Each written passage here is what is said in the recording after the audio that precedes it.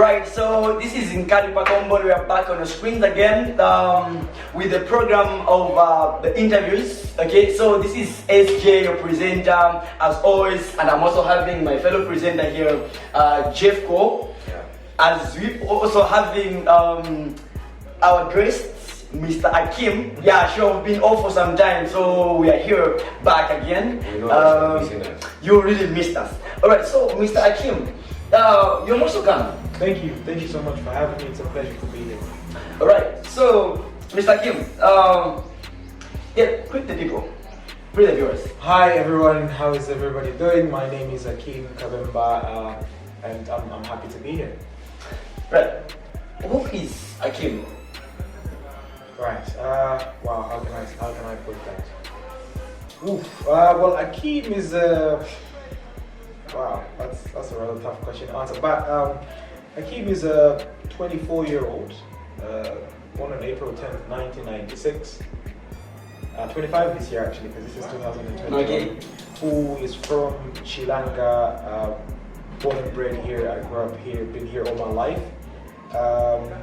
I'm a spoken word artist. I do a bit of poetry, and I'm also a rugby player. I play rugby for Lions Rugby Sports Club, and I volunteer for Taj Rugby Trust Zambia as well, which is a UK charity that uses rugby to engage communities and just try to sort of bring them together. I'd say that's roughly about.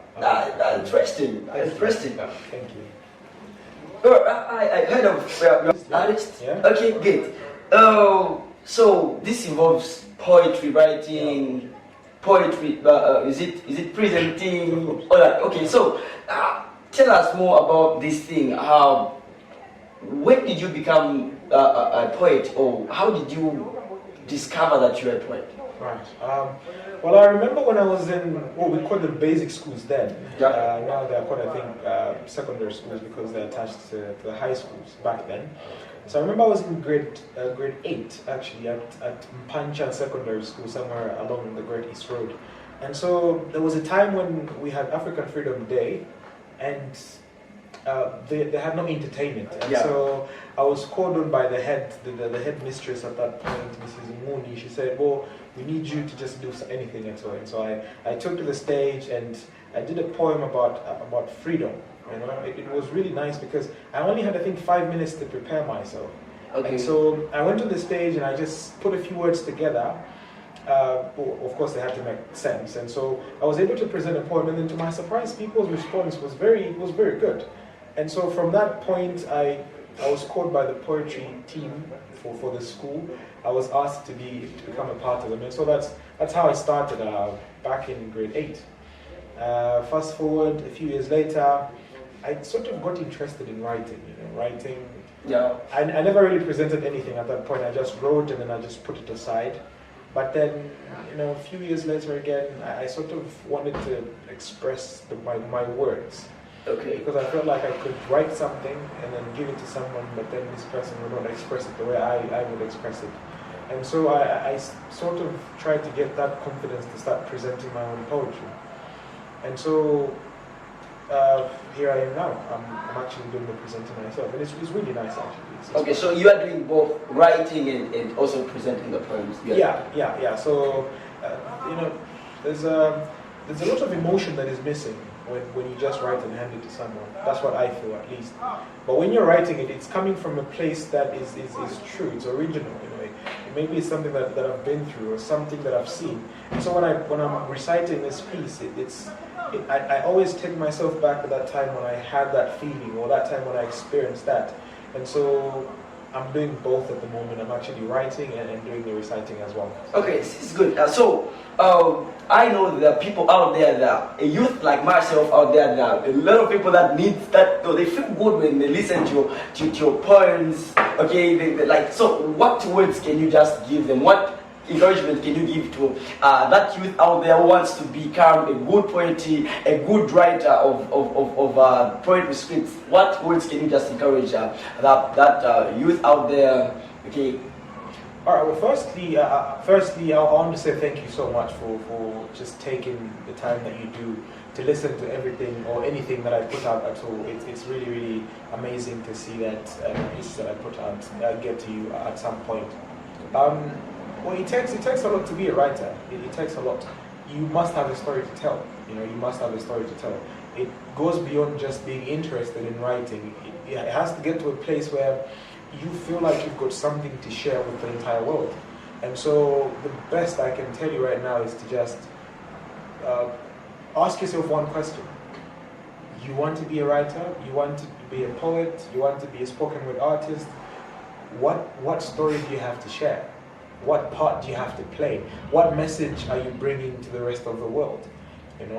So if you can answer that question, put that concept, that principle, that idea into a short piece, 2 minutes long, a minute long maybe, and just try to get that understanding into other people's minds, or trying to get people into that same space that you're in at the moment. So I think that's the thing I can. All right. So before we wrap it up on the part of the poet, how do we get to listen to your poems? Do you have any blog? Do you have any social media platform where you get your poetry? Yeah, sure. So I have an Instagram, I have a YouTube channel, and I have a Facebook page as well. So on YouTube, you can follow me at Akim. Please like and subscribe as well and share it. Sure. I'm sure it will pop up somewhere on the screen. Yes. And on Facebook, it's also just Akim. That's AKIM. And then on Instagram, it's Akim_the_poet. So it's like Akim the poet, and then with underscores in between. But that's it. All right, nice. Okay, so we are still listening. We are still having this conversation with Akim. Okay, so for now we are going on a short break. Stay tuned. We will be back.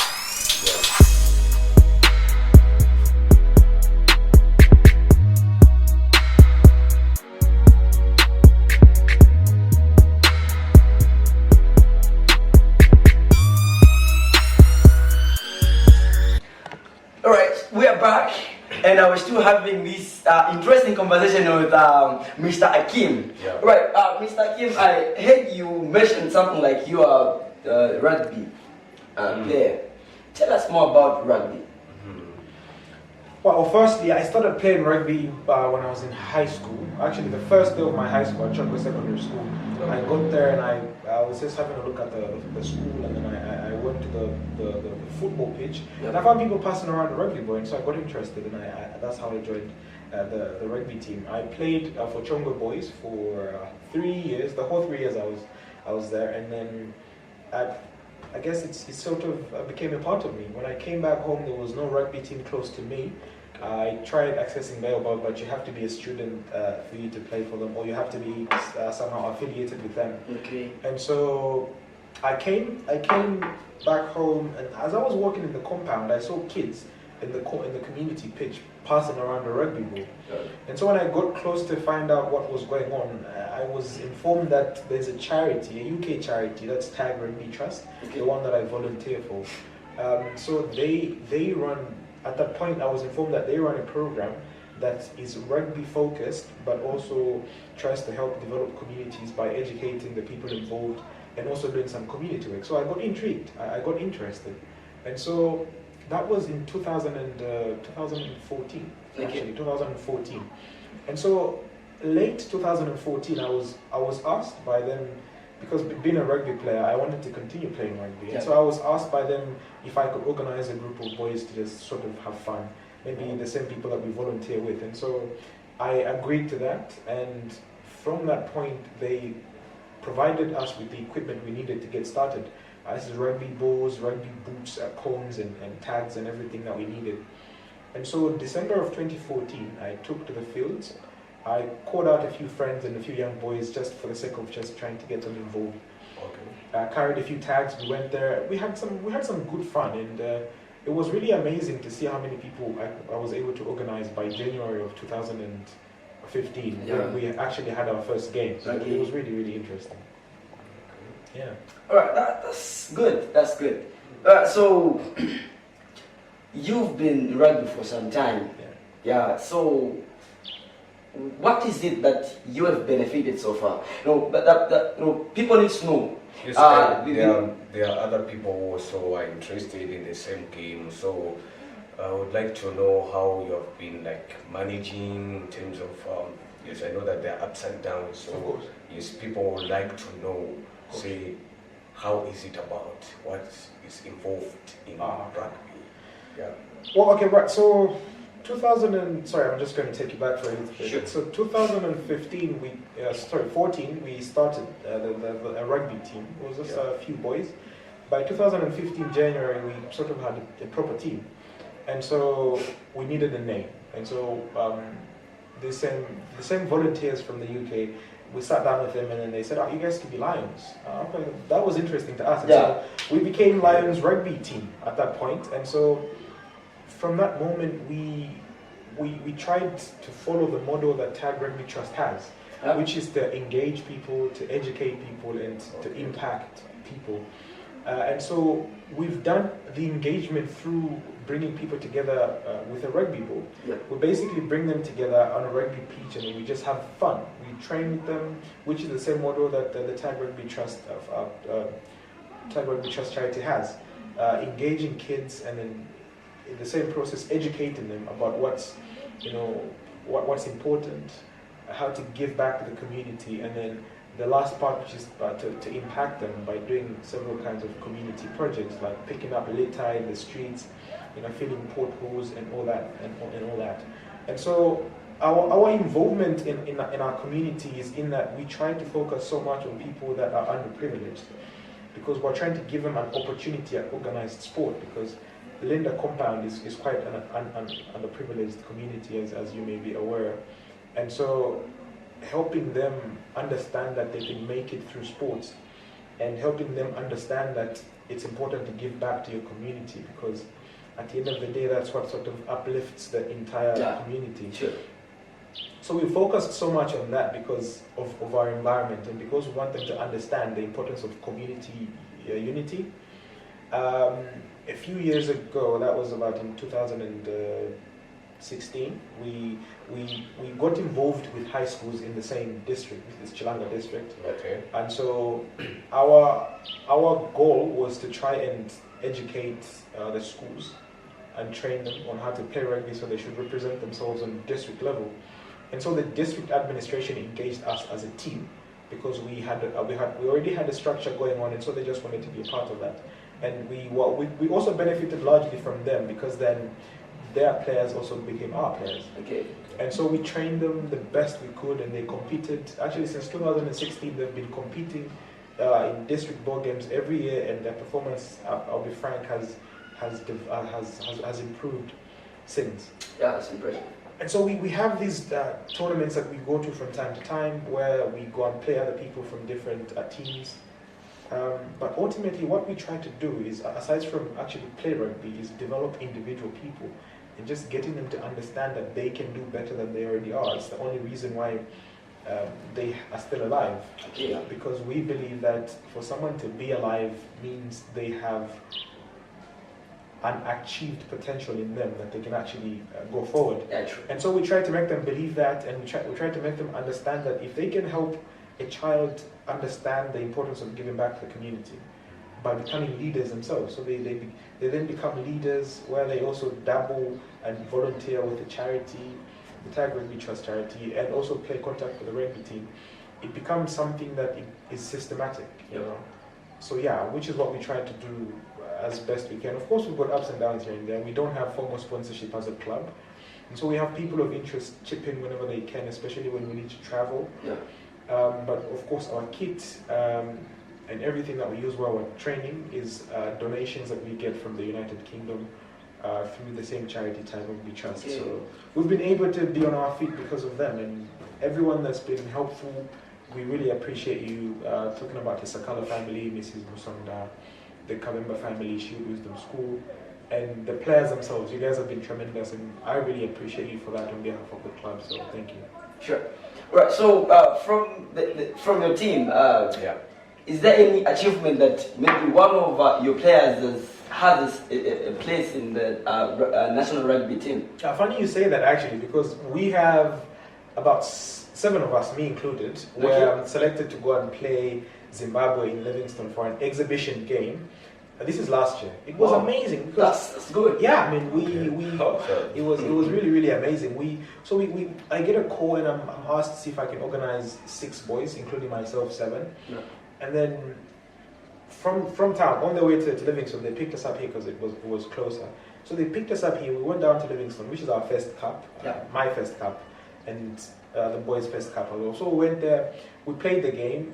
We didn't win the game. We lost the game, but just being a part of the whole team, being considered to be, national team material is actually really important. Yeah. And so we went there. I didn't get to play because I sat on the bench the whole time. It was a tough game. I didn't get a chance to play, but it's still quite like it's still a huge achievement for me as a player because that just shows that I'm being recognized for the effort that I'm putting in, and the club as well. The people that were picked and selected, they've done such a tremendous job to get to where they are and putting the club to where it is now. So it was really amazing, and we have had a few calls for under 23 on several days, on several tournaments. Some of our under 23 boys have been called in to go and represent the nation. Right now, because of coronavirus, things have sort of slowed down a little bit. But we have one specific player that was scored for the national team. That's Zikani, but yeah, Zik Tawi. We should let bro represent as well wherever you're going. But yeah, we're definitely trying to also keep up appearances because this should continue because our players get exposed and that's something that is of value to us as a team. So we know that there are people out there who would like to be among the lions, to be a lion. So they may be asking themselves some questions. They've been asking other people to say, what are the qualifications for one to be in the group of the lions? So is there any qualification, like something which they need to present for them to be in the team? Okay, so with us, we are a community-based club that our primal focus is community development, really. But if we can achieve community development through rugby, then we go for it. And so if you come to us, or if you want to be a part of us, and sorry, I'm just going to look into the camera. If you want to be a part of us, the first thing that you need to believe in is community development. We believe that if a community is together in whatever they do, they can achieve more. And so there is so many challenges that could go on and on that we face as a club, and that each community faces as a community. And what we do is wherever we are, we try to make the best of it, basically. If you want to be a part of us, our core values are community development through rugby, education and positive impact in the community. If you think that's something that you can believe in as well, you are welcome to reach out to us. We have a Facebook page. It's Lions Rugby Club on Facebook, Lions Rugby Club on Instagram as well. There is a phone number on Facebook that you can call at any time, or you can message us on the same platform. We should be able to provide you with the necessary details on what you do. Right, so Mr. Akim, how are you managing? Okay, we know that it's time of this COVID thing and all that. So how are you still doing the trainings, and are you still having the games, or maybe you've paused a little bit? Yeah. So the Zambia Rugby Union has obviously put a pause on all activities concerning rugby. Plus, it was off season, and then the variant COVID came in, so we've sort of just paused a little bit, just to try to adhere to the COVID regulations. So what we're doing right now is spreading awareness for COVID. So we do meet on Saturdays. We get together. We just pass the ball around. Of course, everybody masked up and using sanitizer. We don't do much. We play touch rugby, and after that, we just go around the community spreading COVID awareness and just trying to have interactions with the people in our community, so they should feel that we value them, because we do. Right, good. Thank you. All right, so we've had Mr. Akim, who's a poet, rugby player, and actually successive young man. So if you're really a rugby player out there, you have heard that you can just join them. You are free as long as you feel like doing so. You just contact them on all social media platforms, and you can do whatever that you want to do from there. I can't say more. All right, so as we wrap up this program, Mr. Akim, please can you just give us a freestyle poem? Just like a jongo, yeah. Sure. Alright, well, I wasn't expecting this, so you forgive me. So I'll go for roses are red, violets are blue, sugar is sweet and sorry. I'm joking, I'm joking. Wow, okay. I'll tell you what. Is this one person that's always in the back of my mind? Alright. She had a funny walk. It's not funny. I think it was a beautiful walk. Alright. So she had a bounce when she walked. I could swear she tiptoed her way through my chest cavity. How she... Check out my social media platform for more. Yeah? Wow. Alright, that was so interesting. That was so good. Okay, awesome. So you want more poems? Just check on YouTube. Okay, so you check on the information showing on the screen. Also, social media as Facebook, Instagram. Okay, so this has been great time having Mr. Akim in the studio. Don't forget to watch the video, share, and subscribe. Okay, so it's Carnival when we're still giving more and more of the information that you need to know about the community. It's been SJ, your presenter. Jeff Cole. Mr. Kim, can just give a goodbye. Remember to subscribe to our YouTube channel and share it with your friends. Bye bye. Peace. Love you.